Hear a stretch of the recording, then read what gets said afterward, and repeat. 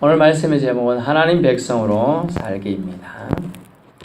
한 나라가 구성되고 성립되고 존속될 때는 가장 중요한 세 가지가 있지요.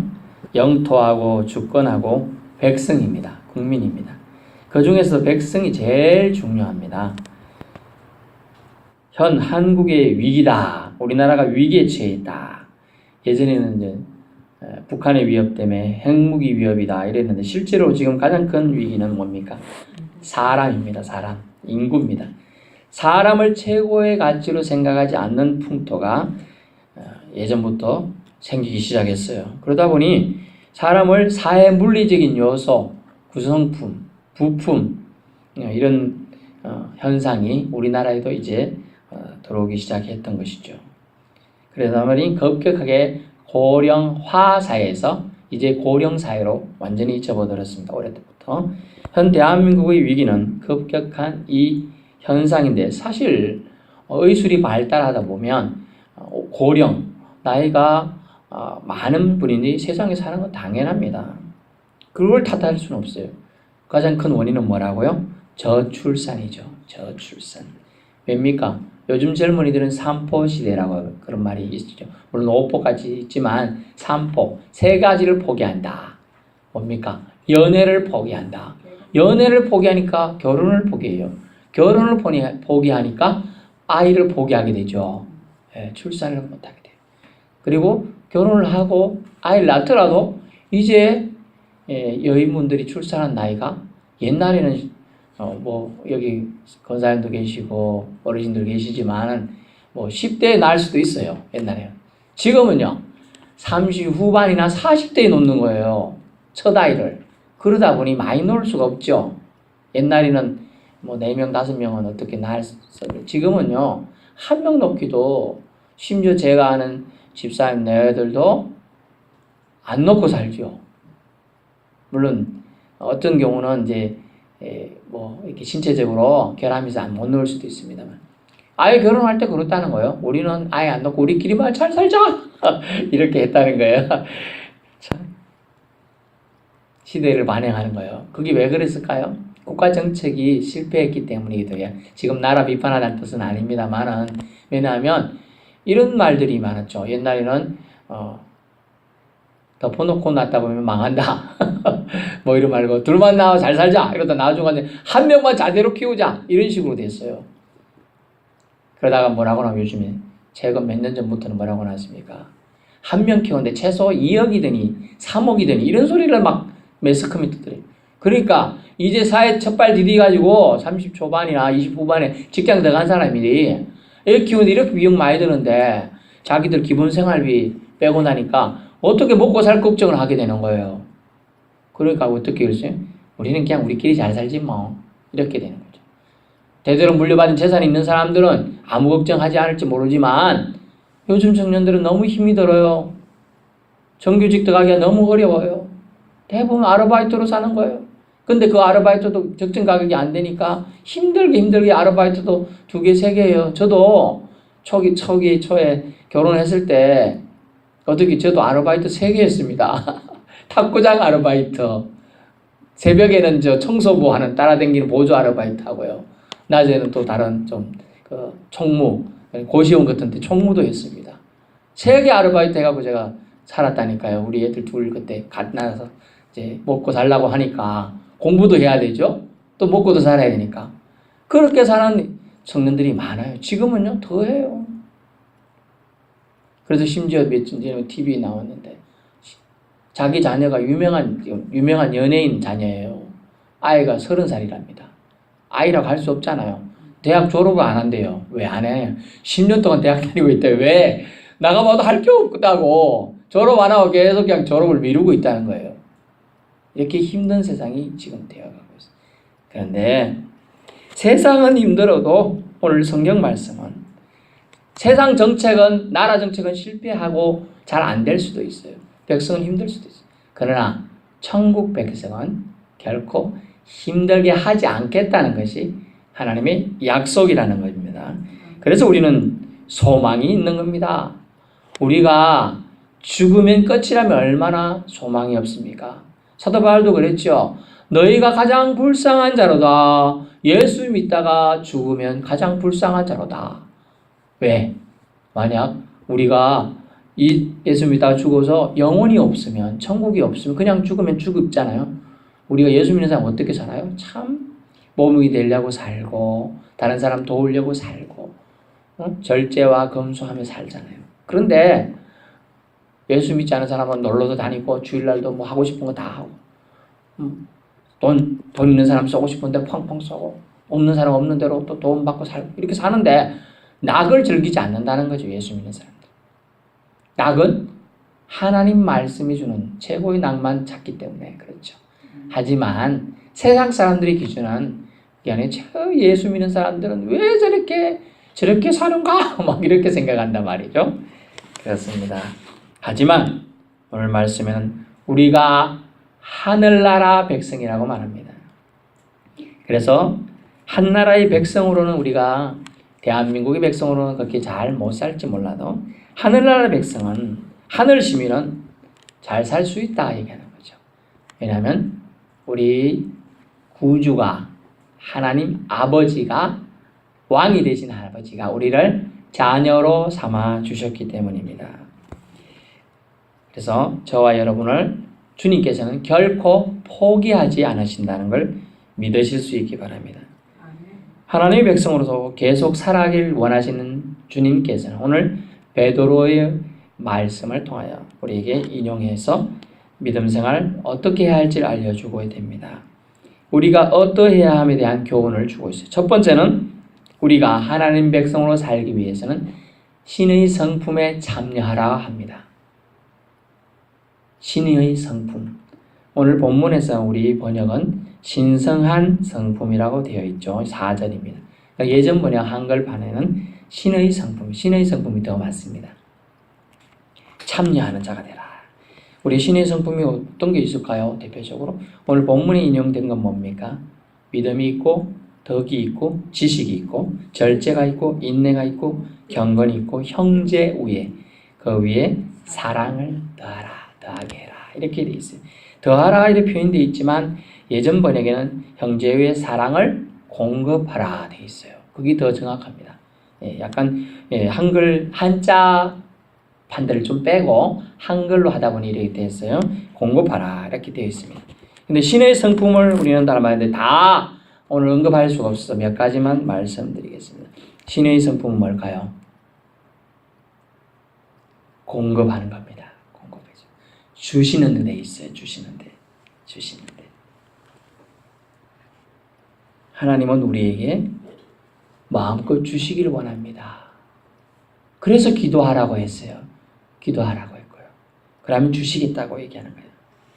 근데 어떤 공급을 주님은 원하시고 있나? 우리에게 원하는 건 절제를 통한 공급을 주시겠다라고 얘기했어요. 절제는요. 성령의 9가지 열매 중에 마지막 열매입니다. 인간 안에서 역사하시는 성령의 결과로 절제하는 마음을 주셨다고 했어요. 왜 이 말을 제가 강조하느냐면 본문에 보시면 정욕이란 단어가 나옵니다. 정욕.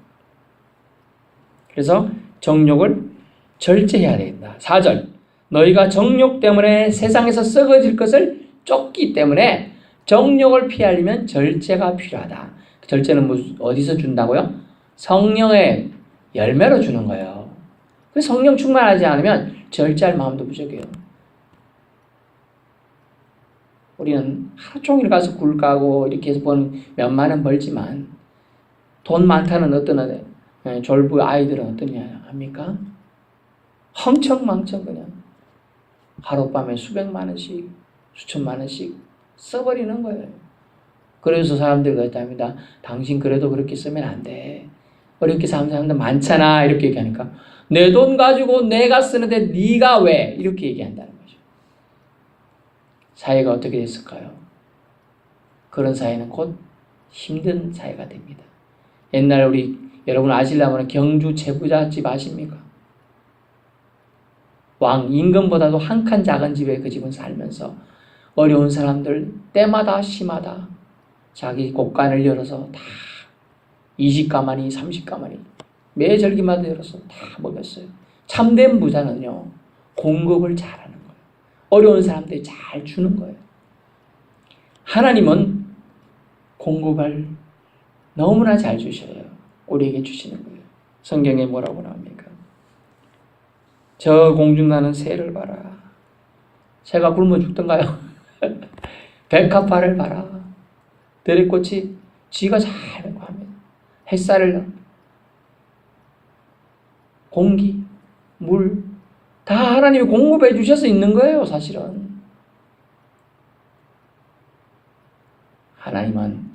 하나님이 아주 중요한 신의 성품 공급하시며, 우리가 하나님의 사람이라면 우리도 공급하고 주는 더하기 인생이 사셔야 한다는 거예요. 남에게 저분하고 같이 친해지면 더하기가 된다, 저분하고 같이 있으면 내가 좋아, 이런 말을 들어야 되지. 저 사람하고 있으면 빼기야 뺄셈이야. 저 사람하고 같이 있으면 왠지 싫어. 저 사람 옆에 오는 게 싫은데. 우리가 버스 타고 놀러 관광을 갑니다. 삼천포로 가기도 하고 열차 타고 설악산 갑니다.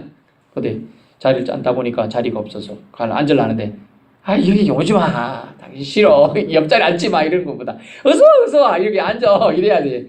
어느 게 더 좋겠습니까? 어서와 하는 사람이 돼야 돼요. 어서와. 성경은 신의 성품은 더하기, 공급하시는 하나님이에요. 결국 신의 성품을 닮아가는 건 우리가 더하기 인생이 되어줘야 한다, 다른 누군가에게 말입니다. 그래서 정욕을 피해야 되는데, 이 악한 정욕은 뭡니까? 악한 소원이라고 번역할 수 있는데요, 악한 소원은 욕심이지요. 성경은 욕심이 잉태하여 뭘 낳습니까? 죄를 낳습니다. 죄가 장성하면 뭐가 됩니까? 사망이 돼요. 사망. 결국은 사망하게, 영혼까지 사망하는 일을 욕심이, 정욕이 한다는 거예요. 베드로가 이 당시에 이러한 잘못된 사상들에 대한 경고를 오늘 하고 있는 거예요. 그래서 무엇보다 이 모든 것이 사랑을 더하라. 사랑을 공급하는 사람이 되라. 사랑은 뭡니까? 맞습니다. 주는 거예요. 주려면요, 가장 기본적인 게 뭡니까? 마음이죠. 마음을 줄 때 뭘 해야 되죠? 무시하지 않는 마음으로 줘야 돼요. 주긴 주는데 왠지 받는 사람이 껄끄러워. 그러면 안 돼요. 무시하지 않는 마음으로 가지고 공급해야 한다. 하나님은 주시는 분, 주시고 싶어서 안달나신 분, 인간을 위해 세상도 창조하시고 만물을 다스릴 권세도 주시고 능력도 주셨으며, 창세기 1장 26절에 사람을 창조하시고 이 모든 것을 다스리라 명하셨어요. 사자 보고 다스리면 더 잘 다스리지 않았을까요? 힘도 더 센데. 근데 사람 보고, 사람을 사실 상상해보죠. 벌거벗은 신체에서는 아무 힘도 없어요. 털도 없어서 추위에도 약해요. 더위에도 약해요. 하나님이 창세기에 인간 보고 만물을 다스리라 명령하셨고 축복해 주셨기 때문에 인간이 파워가 있고요, 만물의 모든 것들이 인간 앞에 복종하는 거예요. 사실은 하나님 만물에게 공평하게 모든 걸 공급해 주셨습니다. 선인에게도 주셨고 악인에게도 주셨어요. 공중나는 새, 들풀에게도 모두 주셨다는 거예요.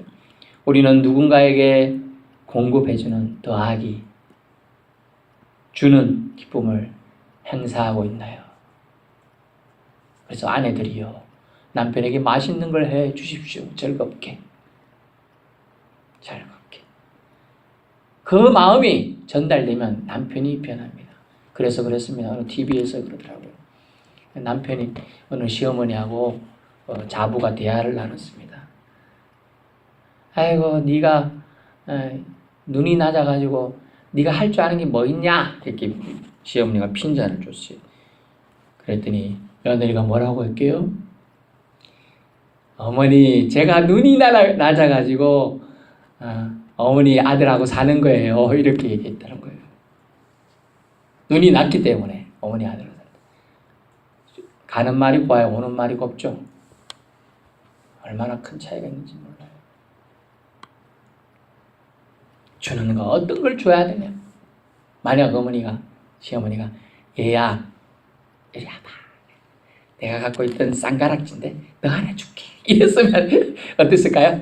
며느리가 엄마, 그 어머니 진심 알면 뭐라고 하죠? 어머니 이래 안 부르고 엄마라고 부를걸요? 요즘엔 친한 사람한테, 친한 시어머니한테 엄마라고 하더라고요. 엄마. 친한 장인한테는 아버지 이렇게 얘기하더라고요. 친하니까. 그런 친숙한, 그걸 다른 말로 친밀함이라 합니다. 친밀해야 돼요. 다음에 그렇게 한번 실천해 보세요. 얘야, 쌍가락지 가짜지만 너 하나 줄게. 한번 해보세요. 어떻게 바뀌는지. 바뀝니다. 예, 이렇게 나왔어요. 우리는 기도합니다. 하나님, 어떤 믿음 좋은 여인이 믿음은 좋았는데 이렇게 하도 마음이 다투어서 하나님 아버지 제발 저 인간 좀 변화시켜 주옵소서 라고 기도했다고 합니다. 근데 하나님이 기도가 빨리 왔어요. 저 인간을 변화시키기보다는 나는 네가 변하길 원한다 그랬다는 거예요. 네가 변해라. 네가. 여러분 생각해 보세요. 30년 40년 살다가 결혼한 부부예요. 살아온 환경이 달라요. 자기 스타일대로 바꾸려고 하면 안 되는 거죠. 그냥 존중해주고 인정해주고 배려해주는 게 더 좋다는 걸 말씀해주는 얘기입니다. 두 번째는 뭐냐면 하나님 백성 살기 위해서는 예수님을 아는 지식에 부지런하라라고 말합니다. 예수를 아는 지식에 부지런해라. 성경에 지식 없는 자는 표현 그대로 하겠습니다. 소경이라 말하고 있어요. 여기서 9절 이런 것이 없는 자는 맹인이라 되어 있어요. 영적인 맹인이 된다는 거예요. 초대교회와 또한 초대교회에 세웠던 사도들, 전도자들이 전한 예수님에 관한 것을 알기에 풍성해야 함을 지금 말하고 있습니다. 그 내용이 무엇입니까? 초대교회의 중심 메시지가 뭘까요? 예수 그리스도다. 예수님은 그리스도이십니다. 예요. 그리고 그 세부적으로 조금 더 가서 뭡니까? 예수님은 구원자이시다. 조금 더 나가면 그러면 어떻게 구원하셨어요? 라고 가르쳐줘야죠. 십자가 고난을 통해서 구원하셨습니다. 죄 있는 사람이 십자가 달리는 건 당연할지 몰라도 죄 없는 자가 십자가에 달려 죽으셨습니다. 이것이 속죄의 가치예요. 속량의 가치라는 거죠. 그래서 저와 여러분이 지고 있는 제 문제를 주님이 속량해 주셨기 때문에 대신 값을 치르셨기 때문에 우리는 당당하게 자유의 몸이 된 겁니다. 아멘? 불의하게 됐어요. 로마서 8장 1절을 보세요. 우리가 자유롭게 되었다라고 선포해주고 있습니다. 해방되었다 이런 단어를 선포해주고 있어요. 십자가 고난이 있었습니다. 예수님께서. 그리고 예수님이 부활하셨습니다. 이후에 재림주로 오실 것을 초대교회는 전한 겁니다. 모르면 여러분 옛날에는요 아유 몰라서 그랬어요 이런 핑계가 통했을 때도 있었습니다. 그러나 모르면요 여러분 길을 건너다가 횡단보도 없는 데로 건너면 돼요 안 돼요? 예, 근데 저는 횡단보도 없는 데로 건넌 게 아니고 횡단보도를 낑기면서 건넜습니다. 그런데 경찰이 불어서 숨어서 이렇게 기다려보다 갔어요. 그랬더니 당신 횡단보도를 안 건넜어. 벌금 6만 원. 막 화가 이만큼 나더라고 이만큼. 알죠? 횡단보도 사이에 있습니다. 이만큼. 그러면 길 폭 사이에 가야 된다는 거죠. 저는 요렇게 갔거든요. 요만큼은 벗어났죠. 3m. 참 말이 안 되는 거죠. 왜냐하면 자기들도 실적이 있어서. 근데 그랬던 건 본께 애들이 어려요. 의견이고 뭐 20대 애들. 근데 제가 그때 어디 가고 있을까요? 교회 가고 있었어요. 화가 이만큼 났지만 예, 제가 시간이 없기 때문에 빨리 끊어주십시오 하고 갔어요. 제가 법대 출신이에요. 따지면 그거 한 개도 안 내드릴 때요. 그리고 신호를 어긴 게 아니에요. 파란불에 건넜기 때문에 상관이 없어요 사실은. 왜냐하면 그것은 예외 상황에 들어갑니다. 요만큼 선이 그어져 있고 그 요만큼도 원래 다 폭이 더 적용됩니다. 그런데 저는 그냥 알겠습니다 하고 빨리 끄고 갔죠. 예배 늦으면 안 되니까. 근데 가는 내내 마음은 상해요. 알미야. 정확한 알미야. 그거 설명하고 이렇게 할 필요 없잖아요. 하지만 성경에서 말하는 거는 이런 거 좀 몰라도 어떤 사람은 나 빨간불에 건너야 되는 줄 알았다고 하면 잘못한 거잖아요. 빨간불에 건너야 된다고 알았다. 파란불에 건너야 되잖아요. 그거 잘못 알았어. 그런데 벌금 안 나와요? 벌금 나와요. 잘못한 것은 죄가 아니라고 생각할지 몰라도 죄입니다. 성경에서 크리스찬이 예수에 대한 정확한 지식이 없는 것은 내가 몰랐습니다. 이러면 안 돼요. 예수님은 신이죠? 정확한 알미 있어야 돼요. 예수님 신이에요. 예수님 하나님 아들이시죠?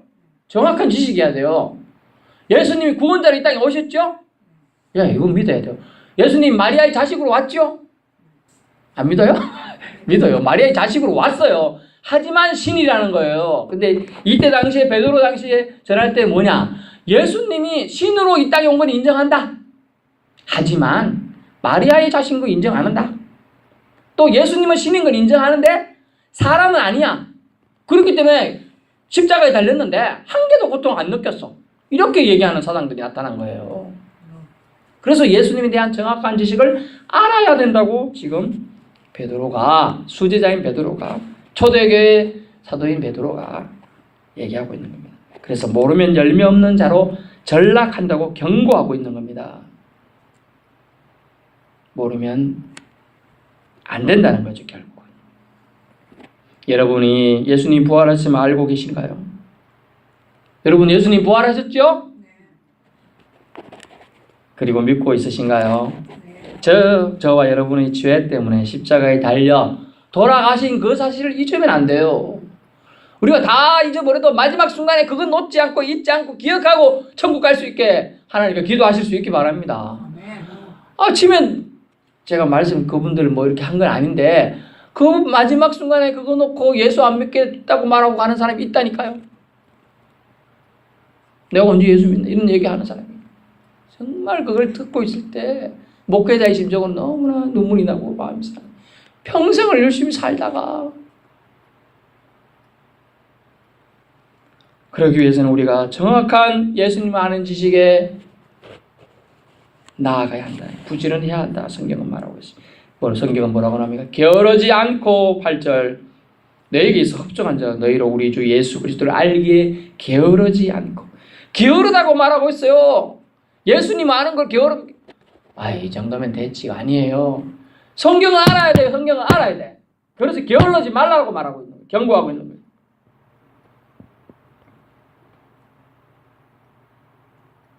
가장 기본적인 지식.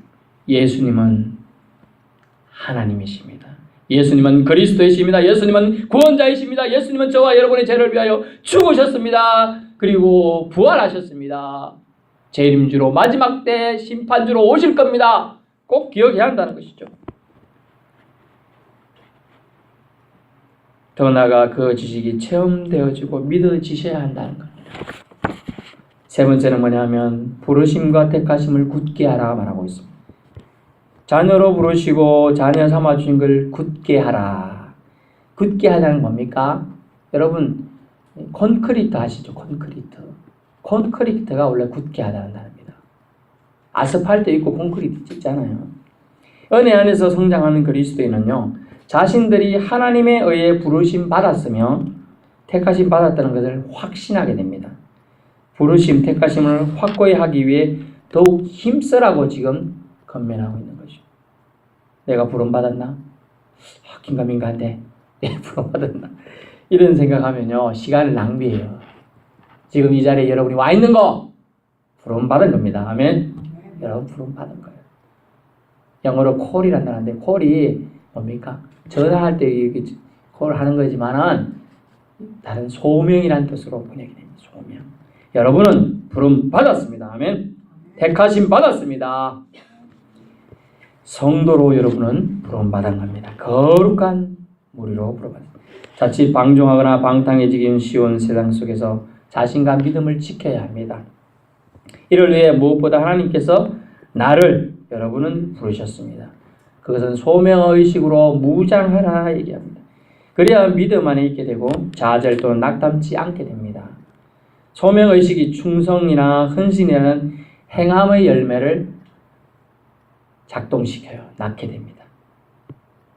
소명의식은요, 시험과 유혹이 닥쳐올 때 나는 구원받은 백성이야 라고 내 안에서 소리를 들려줍니다.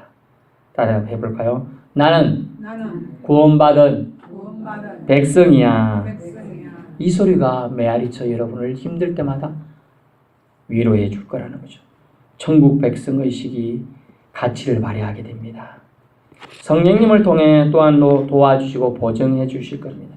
소명의식은 결코 믿는 자를 지치지 않도록 견인하는 동력원이 되는 겁니다. 소명 있는 자는 결코 죽지 않는다는 말이 있습니다. 다르게 말씀드리면요, 아직 여러분이 저희가 살아있으면 소명이 우리에게 남아있기 때문이라는 거예요. 그 소명을 확신할 수 있는 저와 여러분 되시기 바랍니다. 결론입니다. 하나님께서는 인간에게 최고를 원하시는 게 아니에요. 주어지고 허락하신 은혜 아래서 최선을 다하라고 하십니다. 특히 그리스도인은 천국 백성으로서 더 높은 도덕적 덕목이 요구됨을 말씀해 주고 있습니다. 그걸 위해서는 절제가 필요해요. 절제. 신의 성품을 닮아가려는 마음이 필요합니다. 절제를 통한 공급하신 하나님을 만나야 돼요. 그래야 우리가 공급해주는 넉넉함, 풍성함이 우리 삶 가운데 가득 차게 된다는 것입니다. 사회와 가정과 나라를 사랑이 넘치도록 공급할 수 있다는 겁니다. 무엇보다 하나님을 아는 지식, 그분이 보내주신 예수 그리스도에 대한 참 지식을 게으르지 않고 열심히 탐구하실 수 있기 바랍니다. 열매가 있는 삶은 거기에서 펼쳐지기 때문입니다. 또한 주님께서는 마지막으로 천국 가는 그날까지 우리를 믿음의 터 위에 공고히 서 있기를 원하십니다. 견고히 서 있기를 바라십니다. 그것은 소명의식에 붙잡힌 바 되어야 가능합니다. 그것을 놓치지 말기 바랍니다. 주님이 끝날까지 함께해 주신다고 마태복음 28장 20절에 말씀해 주세요. 보라, 내가 너희와 항상 함께 있으리라. 아멘. 그 말씀이 저와 여러분의 삶 가운데 있는 축복이 있기를 주님 이름으로 축원합니다. Don't worry, be happy. God with you. God with us. God bless you. 기도합니다.